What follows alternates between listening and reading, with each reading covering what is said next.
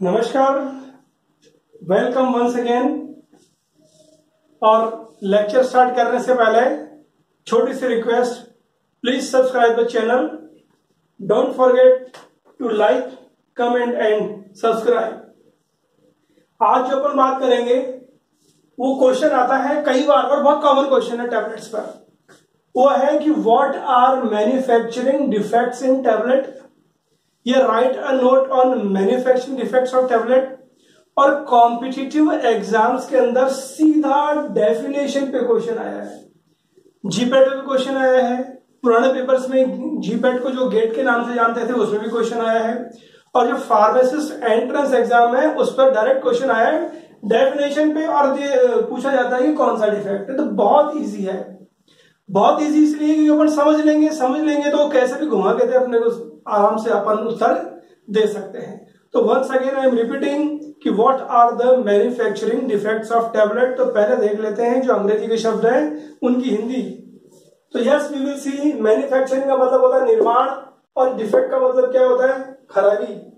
खराबी मतलब जैसे कहते हैं ना यार इसके अंदर मैन्युफैक्चरिंग डिफेक्ट आ गया, कोई ये कोई चीज बनी तो थी लेकिन डिफेक्ट है, मतलब जैसा होना चाहिए था वैसा नहीं है। आप अपने मन में भी समझ गए होंगे डिफेक्ट का मतलब क्या है। फिर इसमें ऐसा कोई भी, जैसे एक शब्द है एंट्रैपमेंट।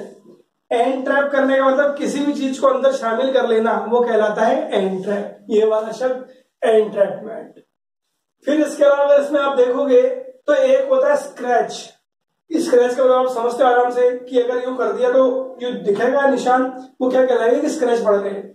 या अगर किसी सरफेस पे भी अगर जोर से खुरचेंगे तो वहां पर स्क्रैच पड़ जाएगा, इस बोर्ड पे भी पड़ जाएगा स्क्रैच। अगर मैं कील से किसी भी नुकीली चीज से करूँ तो स्क्रैच का तो आप समझ गए होंगे आप। फिर इसके अलावा जो अगला शब्द है वो देखो इधर आता है माइग्रेशन।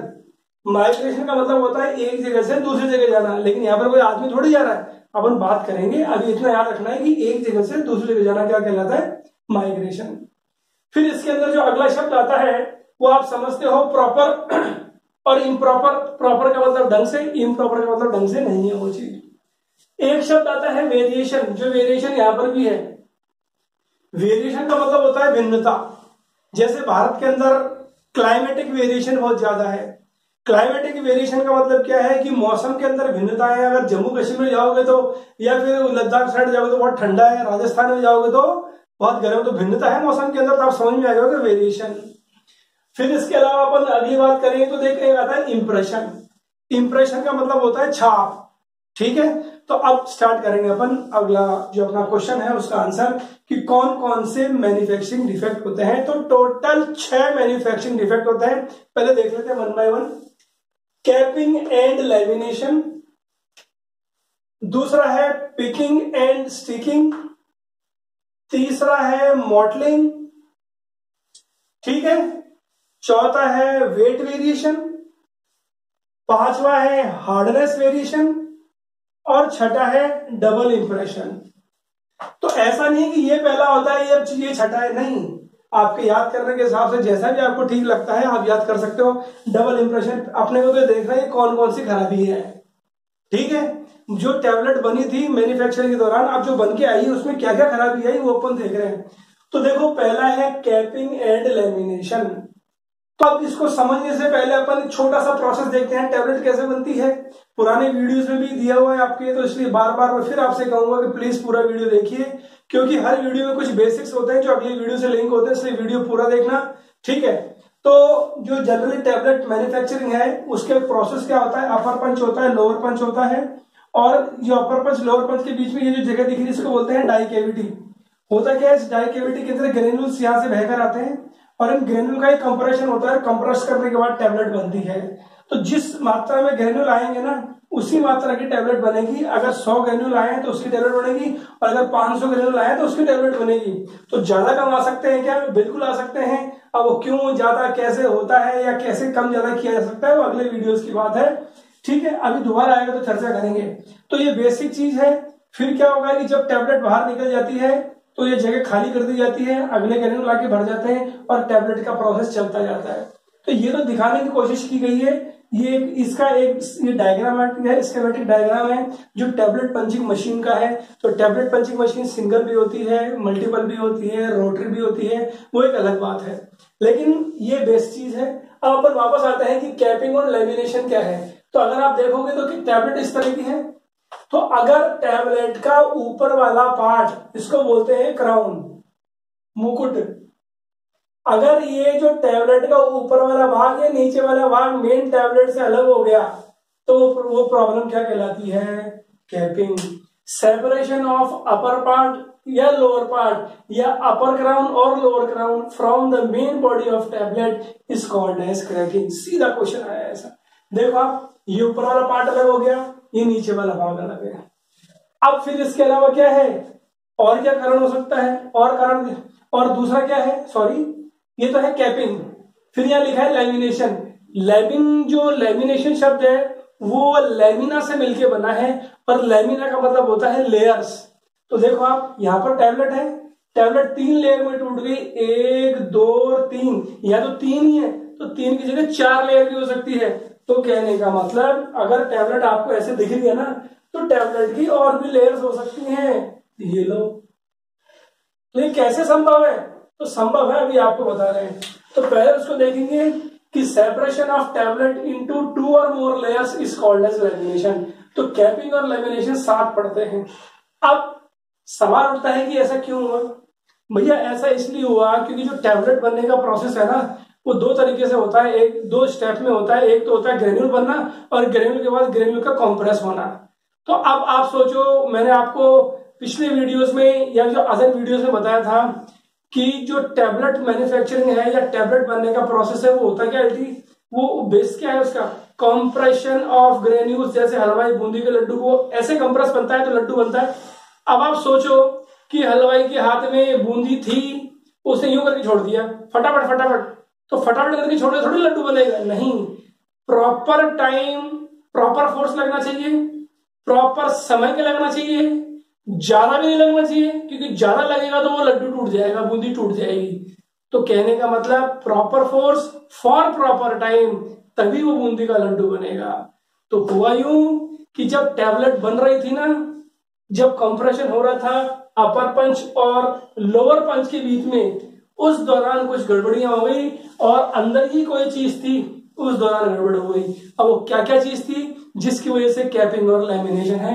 तो अपन कारण ढूंढेंगे, और अगर आपको कारण पता है तो आप सॉल्यूशन भी लिख सकते हो। देखो, high speed of machine. High speed of machine का मतलब क्या है? कि मशीन बहुत तेजी से काम कर रही है। कैसे?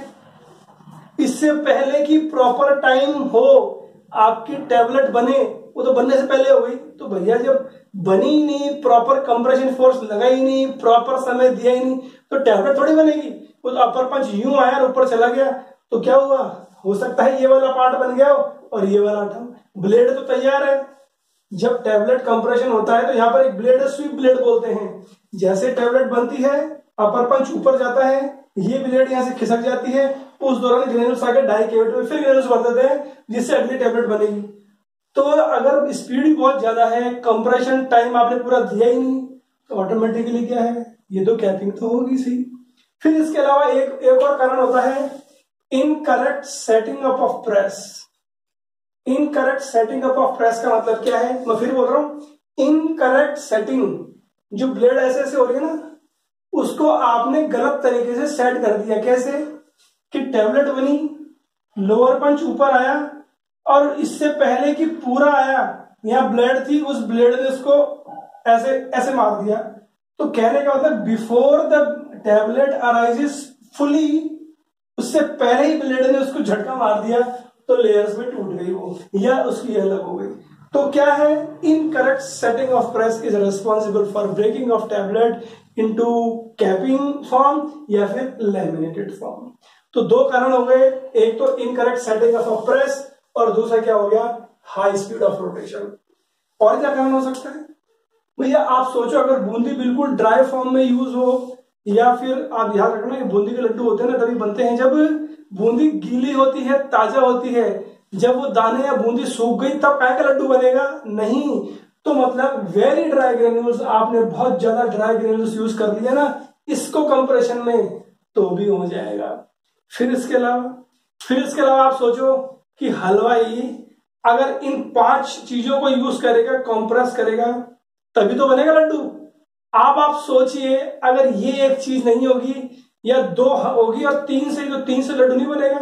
तो होता क्या है कि समय के दौरान ये जो अपर पंच और लोअर पंच है ना, इनकी घिस जाते हैं।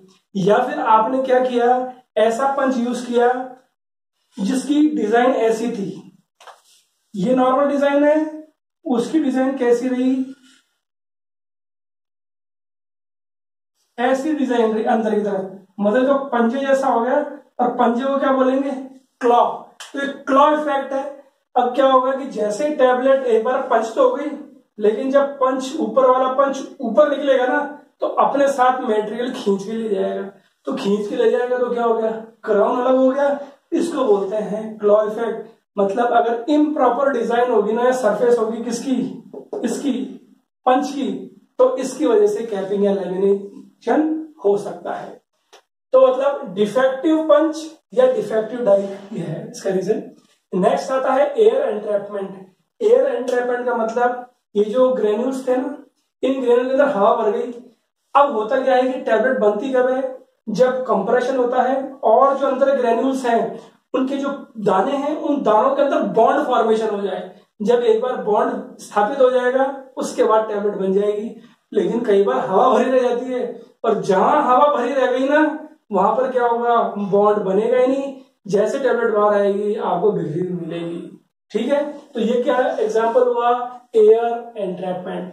फिर देखो एक बहुत अच्छा एग्जाम्पल है टू मच कंप्रेशन। बहुत ज्यादा कंप्रेस कर दिया आपने, तो वही अगेन बहुत इजी स्टेप है, बार बार आपको वही एग्जांपल दे रहा हूं। अगर बहुत ज्यादा जोर से लगा दिया तो बूंदी का लड्डू बनेगा नहीं, वो टूट जाएगा, बिखर जाएगा। तो ऐसे ही अगर आपने बहुत ज्यादा जोर लगा दिया ना, तो वो टैबलेट क्या होगी, कैपिंग हो जाएगा या लैमिनेशन हो जाएगा। तो क्या क्या कारण है, high speed of machine, very dry granules, defective punch, air entrapment और टू मच कंप्रेशन। तो साथ ही साथ क्या करना है, आपको टेबल बनानी है और यहां पर क्या लिखना है, उसका तरीका, सही तरीका क्या है, हाई स्पीड आपको लिखना है, accurate speed of machine should be there. Very dry granules आपको क्या करना है, granules should not be too much dry. फिर आता है defective punch, use right punch, new punch. फिर आता है एयर एंट्रैपमेंट, आपको लिखना है कि please ensure air should not be there. फिर आता है टू मच कंप्रेशन, आपको लिखना है पर्याप्त मात्रा में कंप्रेशन हो, मतलब adequate compression strength should be applied to form tablet. तो ये कहानी किसकी है, कैपिंग एंड लैमिनेशन। कितना इजी है, अगर आप प्रोसेस समझ लोगे तो फिर रटने की तो जरूरत ही नहीं है ना। ठीक है, और नेक्स्ट आता है पिकिंग और स्टिकिंग। अब पिकिंग और स्टिकिंग आगे चलने से पहले मैं आपको याद दिला दूं, please subscribe the channel, don't forget to like, comment and share. तो देखो पिकिंग और स्टिंग, जो पिक होता है ना, अंग्रेजी का शब्द है, पिक का मतलब होता है उठाना और स्टिक का मतलब है चिपकना। तो हुआ यूं कि जो टैबलेट बन रही थी ना, और वापस अपर पंच और लोअर पंच की कहानी चल रही है, तो जो ग्रेन्यूल थे वो ग्रेन्यूल बहुत ज्यादा गीले थे। तो बहुत ज्यादा गीले होने से क्या हुआ कि कंप्रेशन तो था, लेकिन कुछ गीले होने की वजह से कुछ अमाउंट ऊपर चिपक गया, किस पे, अपर वाले पंच पे। और टैबलेट की सरफेस कैसे दिखेगी, देखो आपके सामने एग्जांपल है ये वाला, ये अपर पंच है, ये आपको बाहर दिख रहा है। ये पंच करने के बाद पंच ऊपर गया और यहां से सरफेस से क्या किया, ये जो मटेरियल है, ये मटेरियल यहां पर जाके लग गया, तो इसने पिक किया और ये स्टिक हो गया। इसीलिए इसका नाम क्या है, picking and sticking. It means during manufacturing या during compression, due to various reasons, the surface of the punch, it picks some material from the surface of tablet and it sticks to the surface of punch. क्या कारण है, old पंच, बहुत old पंच use कर रहे हो जिसके अंदर गड्ढे हैं, तो क्या होगा गड्ढे की वजह से, अब आप जानते हो अगर चीज स्मूथ नहीं होगी तो दिक्कत आएगी सी। दूसरा रीजन अपने देख लिया क्या, वेट ग्रेन्यूल्स, और तीसरा स्क्रैच या अनइवन सरफेस। बात एक ही है, अपने फॉर्म में लिख सकते हो आप। अब इसका रास्ता क्या है, ओल्ड पंच की जगह न्यू पंच, वेट ग्रेन्यूल की जगह ड्राई ग्रेन्यूल्स, स्क्रैच और अनइवन स्मूथ पंच। कितना इजी है। या फिर आप क्या करो, इस पर एक पॉलिश होती है नीचे, ठीक है, ऐसी सब्सटेंस की पॉलिश करो जिससे कोई भी चीज चिपके नहीं। जैसे आपने देखा होगा कि जो नॉन स्टिक फ्राइंग पैन होता है ना, नॉन स्टिक फ्राइंग पैन में कोई चीज चिपकती नहीं है क्योंकि पॉलिश होती है वहां पर फ्राइंग पैन पर। उसी तरह क्या है, यहाँ पर पॉलिश करनी है ताकि कंप्रेशन के बाद कोई भी चीज यहाँ पर चिपके नहीं। So the two problems have been resolved, two problems या two defects has been discussed and how to resolve that also discussed. तीसरी आती है मॉडलिंग। मॉडलिंग का मतलब होता है, ये टैबलेट दिख रही है या एक डायग्राम है, अब हिसाब से इसको पूरा ग्रीन होना चाहिए था, लेकिन क्या हुआ, इसके ऊपर दाने आ गए।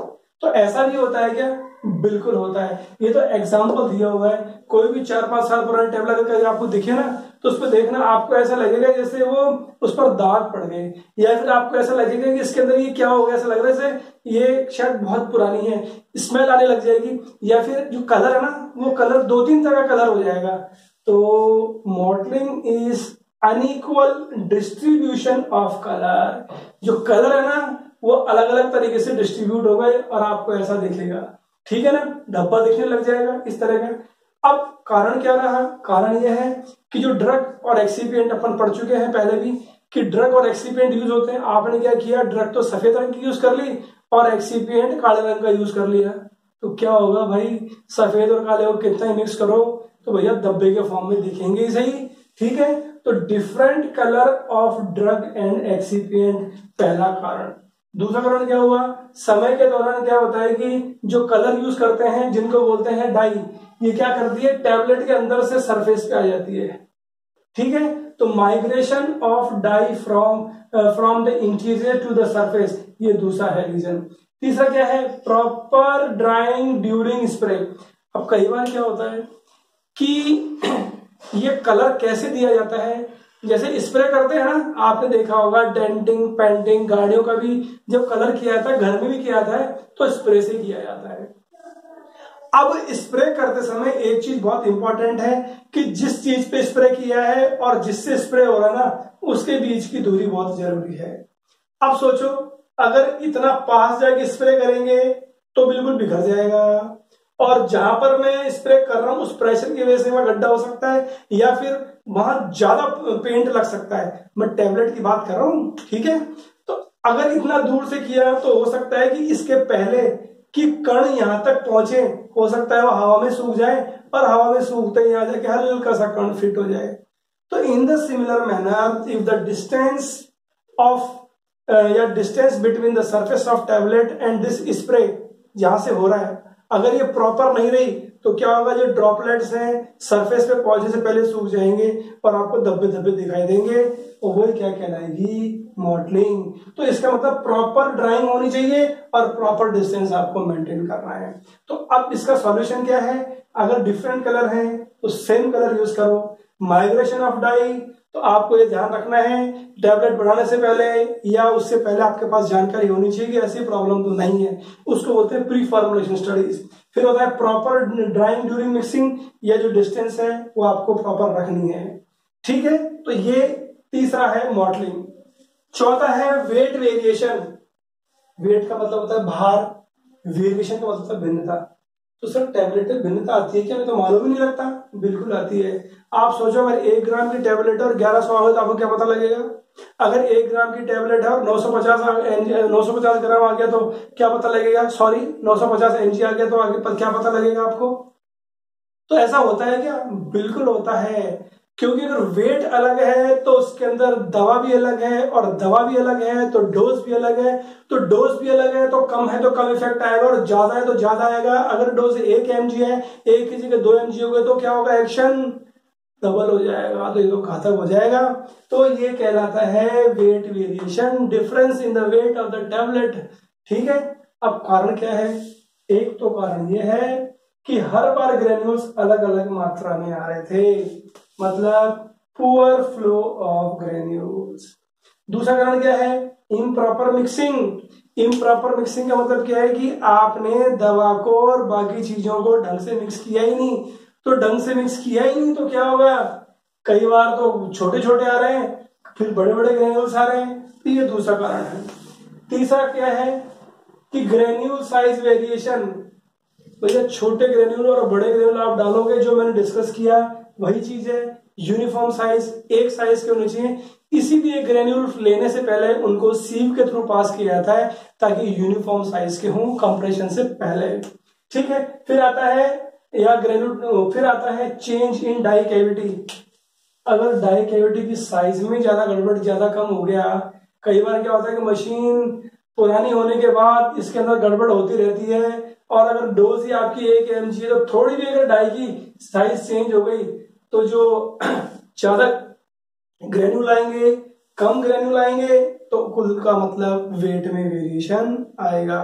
तो दीज आर द रीजन। अगर पुअर फ्लो है तो आपको क्या करना है, फ्लो शुड बी गुड। वो कैसे करते हैं, ग्लाइडेंट ऐड करते हैं, जिससे क्या होगा, फ्लो पुअर प्रॉपर होगा। एग्जाम्पल टेल्क यूज करते हैं। फिर है इम्प्रॉपर मिक्सिंग, मतलब मिक्सिंग प्रॉपर करो।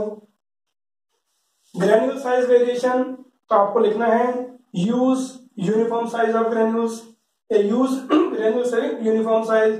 फिर चेंज इन डाई कैविटी, तो आपको ये एंश्योर करना है कि कंप्रेशन के दौरान डाई की साइज चेंज नहीं हो। तो ये तो कहानी है capping, lamination, picking, sticking, mottling, weight variation, ये कारण है। आपको टेबल बनाना है और सामने सही से लिखना है क्या होता है। पांचवा आता है हार्डनेस वेरिएशन। हार्डनेस वेरिएशन का मतलब टैबलेट हार्ड भी होती है क्या? बिल्कुल, टैबलेट का हार्ड होना जरूरी है, क्योंकि आप सोचो जो टैबलेट अगर आपने खुद में खरीदी होगी, उसके बाद देखो टैबलेट आपकी जेब में भी रहती है, पर्स में भी रहती है, बच्चे के हाथ में भी रहती है, बड़े के हाथ में रहती है, उसको फेंका भी जाता है, वो रिक्शे में भी होती है, वो टैक्सी में भी होती है, वो ट्रक में भी होती है, वो कार्टून में भी होती है, कार्टून को फेंका भी जाता है, उठाया भी जाता है, रखा भी जाता है। तो टैबलेट के अंदर अगर सफिशिएंट स्ट्रेंथ नहीं होगी तो टूट जाएगी, तो इसीलिए उसके अंदर हार्डनेस होना जरूरी है। लेकिन अगर बहुत ज्यादा हार्ड हो गई तो बहुत ज्यादा हार्ड हो गई तो शरीर में जाने के बाद डिसइंटीग्रेट होगी क्या? और डिसइंटीग्रेट नहीं हो तो डिसॉल्व नहीं होगा, डिसॉल्व नहीं होगी तो एक्शन नहीं आएगा। मतलब proper hardness should be there. अगर बहुत कम रहेगी तो भैया तो वैसे ही टूट जाएगी। तो इसलिए optimum hardness should be there. तो ये हार्डनेस ज्यादा भी हो जाएगी, कम भी हो जाएगी, और अगर ऐसा होता है उसको बोलते हैं हार्डनेस वेरिएशन, मतलब हार्डनेस में भिन्नता। अब उसे क्या क्या कारण है? पहला कारण है कंप्रेशन फोर्स। जब टैबलेट का ग्रेन्यूल्स का कंप्रेशन हो रहा है ना, तो कई बार तो ज्यादा फोर्स लग रहा है, कई बार कम फोर्स लग रहा है, कई बार ज्यादा फोर्स लग रहा है, कई बार कम फोर्स। तो अगर फोर्स ऑफ कंप्रेशन ज्यादा होगा या कम होगा तो हार्डनेस वेरिएशन तो आएगा इसे। दूसरा है कंसंट्रेशन ऑफ बाइंडर। अगर आप वीडियो देखोगे, आप जो एक्सिपिएंट्स यूज होते हैं उसमें एक तरह का एक्सिपिएंट्स होता है बाइंडर या बाइंडिंग एजेंट। अगर बहुत ज्यादा आपने बाइंडर डाल दिया तो ग्रेन्यूल पाउडर पार्टिकल्स हैं बहुत ज्यादा बंध जाएंगे, हार्डनेस बहुत ज्यादा हो जाएगी, तो आपकी टैबलेट डिसइंटीग्रेट डिसॉल्व नहीं होगी, एक्शन नहीं आएगा। तो वो एक कारण है। फिर है अमाउंट ऑफ ग्रेन्यूल्स। अब देखो सपोज ये डाई है, इसकी साइज बिल्कुल फिक्स है। एक बार तो ग्रेन्यूल आते हैं यहाँ पर 100, एक बार ग्रेन्यूल आते हैं 125 या 150। अब आप सोचिए, वही आप बार बार वही एग्जांपल ले रहा हूं। अगर बूंदी का लड्डू बनाना है तो हलवाई के हाथ में सपोज एक तो आधे ही दाने आए, बूंदी आई, और एक पूरे आए, तो अच्छा कंप्रेशन किसमें लगेगा, आधे में या पूरे में? पूरे में लगेगा। तो इसी तरह अगर कम ग्रेन्यूल आए तो ये जो डिस्टेंस है अपर पंच और लोअर पंच का, ये तो बिल्कुल फिक्स रहता है। तो ग्रेन्यूल कम आए तो आ तो जाएंगे, लेकिन अच्छी तरह कंप्रेशन नहीं होगा। अच्छी तरह कंप्रेशन नहीं होगा मतलब पास पास बॉन्डिंग नहीं होगी, मतलब क्या होगा, जो हार्डनेस है वो कम होगी। ठीक है। और एक बार ऐसा है जब बहुत ज्यादा ग्रेन्यूल्स है और डिस्टेंस उतना ही है, कंप्रेशन फोर्स भी उतना है, तो अच्छी बॉन्डिंग हो गई तो हार्डनेस ज्यादा हो सकती है उसके अंदर। तो अमाउंट ऑफ ग्रेन्यूल्स पे भी निर्भर करता है। नेक्स्ट क्या है, डिस्टेंस बिटवीन पंचेस, जो आपको बताया सही, डिस्टेंस अगर ज्यादा या कम होगा तो हार्डनेस में वेरिएशन आ सकता है। अब इसका तरीका क्या है सही करने का, तो वही आपको क्या करना है, कारण के आगे आपको बताइए क्या, compression force should be uniform, concentration of binder should be optimum, amount of granules each time uniform, amount of granule should be there, और वो किस पे निर्भर करता है, फ्लो पर, और फ्लो इवन करने के लिए क्या है, ग्लाइडेंट। फिर आता है distance between punches, it should be kept constant, ये कांस्टेंट होनी चाहिए। तो ये हुई पांचवी हार्डनेस वेरिएशन। छठा आता है डबल इंप्रेशन। आप देख रहे हो ये एग्जांपल, इसमें उदाहरण दिया गया है कि टैबलेट है, आपने देखा होगा टैबलेट पे छपे हुए भी आते हैं शब्द, तो जिसमें छपा हुआ आ रहा है सी भी आ रहा है, ओ भी आ रहा है, पी भी आ रहा है, एस भी आ रहा है, लेकिन ये जो नीचे है ना, इसमें देखो सी के साथ एक और आ रहा है, ओ के साथ कुछ लाइनें आ रही है, पी के साथ भी, एस के साथ भी, तो कुछ लिखा तो है लेकिन आपको क्लियर नहीं है, तो मतलब छपा तो है, इसमें दो बार छप गया, इसलिए बोलते हैं डबल इंप्रेशन।